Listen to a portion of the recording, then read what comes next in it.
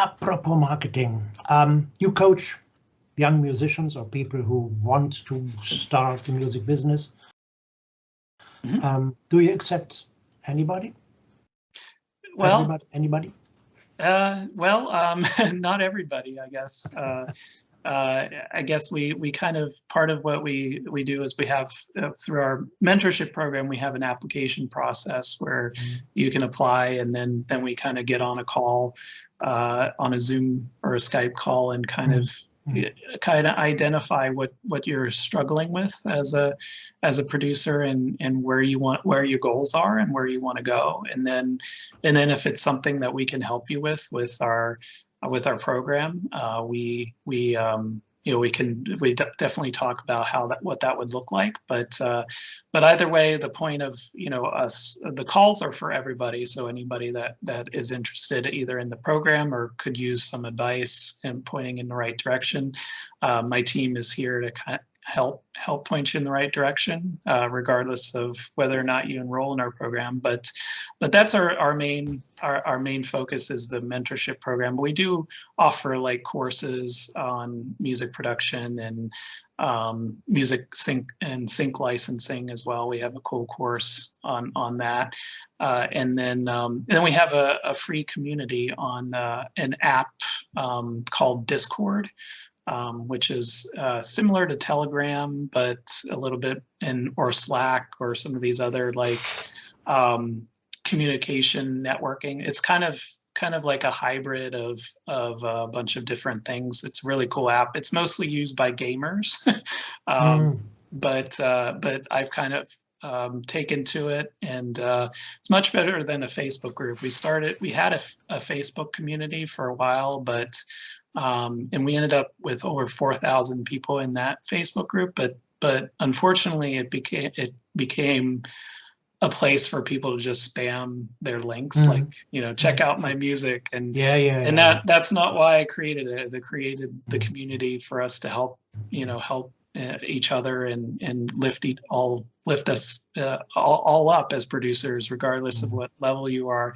So we kind of transitioned our community to this Discord platform, and there's a link on our website as well. You can join our Discord for free and get feedback on your music, and then we talk about these stuff about the business and that sort of thing. And you can ask questions about the music industry, but obviously we go in a lot more depth in our paid program. But yeah, we're here to support all producers at various whatever stage that they're at. So, are there certain conditions you would say, hey guy, forget it? Well, I mean, one of it is the investment. It is an investment to join our program. So, not everybody is kind of willing to invest in themselves and kind of growing their producer business. So that's kind of one way, I guess. People that kind of self-qualify in a sense, but yeah, I guess we're looking for producers that are committed and kind of ready to really make this happen, and we have a proven framework that I've used in my own business and learned from extensive trial and error and years of experience that I've kind of fine-tuned and adopted from other industries. When I started Technophonic, I had to go outside of the music industry for advice because, quite frankly, not a lot of people in the music industry know how to run a business. So, like in the United States, at least, like nobody knows what they're doing half the time. But yeah, so I had to go outside the music industry from small business associations, like kind of talking to business coaches in other industries, like how do I actually build a successful business, and it's a non-traditional business. It's not a brick and mortar. I don't have like it's online most of the time. A lot of work, what I do is remote session work. So how do I kind of take that online and that? So I feel like other industries are light years away from in the sense of music industry. So I think the music industry is trying to catch up. And we had like a rude awakening, I think, with the pandemic. And that the music industry is several years behind the rest of the world in many sense, the rest of the industries that have taken their businesses online. And it was just sort of, yeah, we just deal with this, you know? So I think we're playing catch up in many sense. So that's kind of where we kind of come in at the Music Producers Alliance, is we're all offering the type of business advice that's needed in our industry that I feel is missing, and just share knowledge sharing, and people that want to, you know, people that are wanting to think beyond just the traditional thing, like you get signed to labels, you know, maybe you get hired by a recording studio or something, kind of these traditional trajectories that have been the up until this point, the way that you did things. But now we live in a world where, you know, anybody, like, being a great music producer or having the best music isn't enough. You know, you kind of have to have a little bit of business and entrepreneur skills, which is something that you either acquire through trial and error and years, the hard way, like I did, or you can learn from people that have done it and will help you fast track that. So that's kind of where, you know, I really wanted to go with the Music Producers Alliance, is helping producers that are ready for that next step, because a lot of producers aren't, you know, they're not ready for that, which is okay, you know, too. So not everybody is cut out for this, you know, but you know, there's nothing wrong with that. So you can still make music and do it for fun, and but if you're kind of hungry and you're committed to making this work, like for me, like it actually upset me. It really pissed me off, because I felt like for a number of years my music was just a glorified hobby, and I invested so much time, so much money in education to be, you know, like my undergrad, you know, my university, we don't have free university here in the States. So I paid a lot of money for my degrees. And and I kind of felt like angry, like, why am I not, you know, I went to school because I wanted this to be my livelihood, and now it's just a glorified hobby. So I was at the point where, you know, I was angry and I wanted to make this work. And so I think that's kind of what the type of students that we're looking for, that are kind of fed up with the status quo and waiting for their lucky break, and that are ready to, you know, committed to making things happen. So yeah. Talking about musical styles and niches, are there kind of no-go niches? For us, no, we accept, yeah, all genres. So yeah, but to make money. Oh, to make money. Well, that, at least to make your living. Put it like yeah, that. no, I think there's, I mean, obviously it's hard.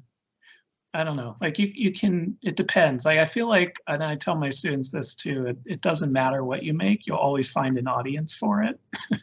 You just have to look for them. Sometimes they won't come to you. So so I think, you know, I think there's a place in this world for all types of music, and it can be very lucrative, even if you kind of do like something completely out there, and you know, in business we kind of talk about a niche, you know, like finding a niche for yourself and being kind of the big fish in a small pond.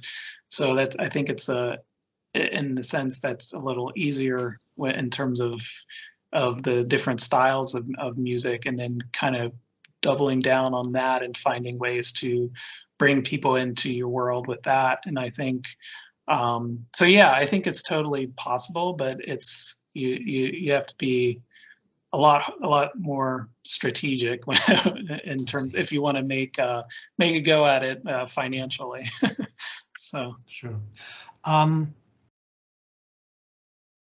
Another topic: are CDs or even music cassettes still a matter, or not at all? I don't think CDs. No, I mean vinyl. I mean, I'm still, listening to vinyl, and I still collect vinyl. I don't know, because it's something about having that physical thing, for me. But then again, I grew up, with cassettes and CDs. I didn't really grow up too much with vinyl. Vinyl was a little bit before me. But definitely cassettes and then CDs later on. But yeah, CDs, I don't really think, maybe CDs to a lesser extent, but yeah, I still think there's a resurgence of vinyl, especially like I'm 38 years old, so I guess like kind of like the 35 to 44 age group. I think we're kind of, we're kind of like rediscovering vinyl. so there's like a big market for that demographic if you're thinking about releasing on vinyl. Target that age group, because we're the ones buying it, I guess, these days. But yeah, so I see. There's an aspect, let's say, a whole piece of art. I'm talking about CDs, because here in Central East Europe, making vinyls, producing vinyls as an artist is nearly impossible. Yeah. CDs, it's okay. It's about, let's say, 500 CDs. It's about 1,000 euro. I don't know, what is it in dollars? A little bit more than 1,000, I think. But the aspect, a lot of people of our community, for example, a lot of people say, okay, it may be not the best way to make money, but it's the best way for me, not for me, I'm talking about some other people, for me to express what I really want to tell with my music. I need the pictures, I need the inlets, I need the booklet. There is, I had recently, I think it's even online in between, with a German, an interview with a German musician. He regularly makes booklets of 25, 24 pages to this CD. Is this still possible at all, economically possible at all? Here in Europe, it's, let's say, kind of, it's not the way you can make your living, but it's okay, you don't have to pay. Yeah, I think it's totally doable, even if you're doing it from an artist's perspective, because and this is kind of borrowing from the business world, is that you have sort of to get somebody in the door of your business, you offer something for free, right? So like take for example, even something like McDonald's, they'll say, we're giving out free milkshakes or something like that.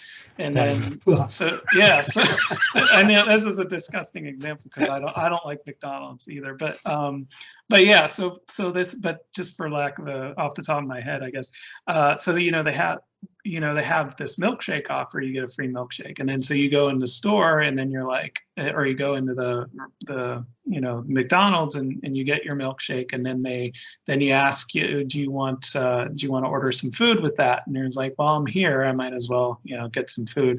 So they got you in the door, and then they got you to buy a hamburger, right? And then what is their next question? Do you want fries with that? So that's, so you can essentially do the same thing, I think, with music, and kind of, maybe releasing like on Spotify and these streaming platforms, like a certain, like a version, and then you might have of your music, and then you might have an extended track that's only available through you, like on Bandcamp or even your own website, where people pay more, pay you more than less a half a cent for a stream. So they pay you like $1 or something for this download, or €1 or something. And then once they buy from you, then they're on your email list, right? So you can then start offering more things like the album, like the the CD, or even if you're doing pressing vinyl. It's a lot cheaper here in the United States to do it, and it is in Europe. But for that, but if you're even with CDs, then you can offer that of like, you don't get this album anywhere else, and then you can charge like, I see what you mean. €25 or something for it, and then you can, and then this is kind of like what they call a value ladder in sales and marketing, is that once they give you money, they're more likely to, because they say in business that 80% of your revenue comes from 20% of your customers. So, once you get like a group of people, your fans that are actually buying from you, then you can start, doing a fan club or something like that, where they pay a monthly subscription or something, to get access to you, or you do Zoom concerts, they have to pay for, even like, or if you're, doing it locally, then like house concerts is really big here in the United States, where, people pay like a premium price, and play for their friends, so, it's thinking about that, rather than just kind of focusing solely on how do I get more streams, it's not a sustainable business model to go after just the streaming revenue. You have to kind of surely not. Yeah, you kind of have to find these other ways, So. Well, what is Adam doing next? What exciting projects are waiting?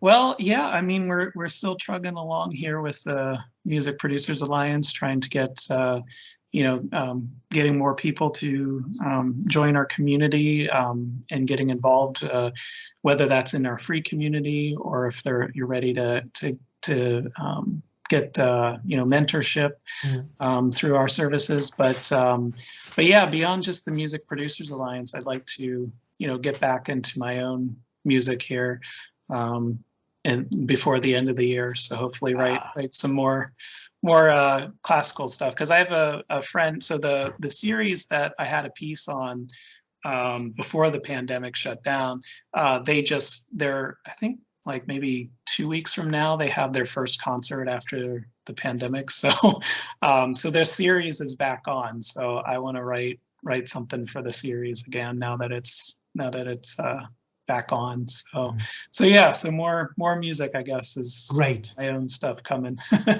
At last. Yeah. After 2 years. But I think it's important too to take breaks, to creative breaks. Sometimes it is. Sometimes it's because I felt like I needed it too. But yeah, sometimes you need the break. Yeah.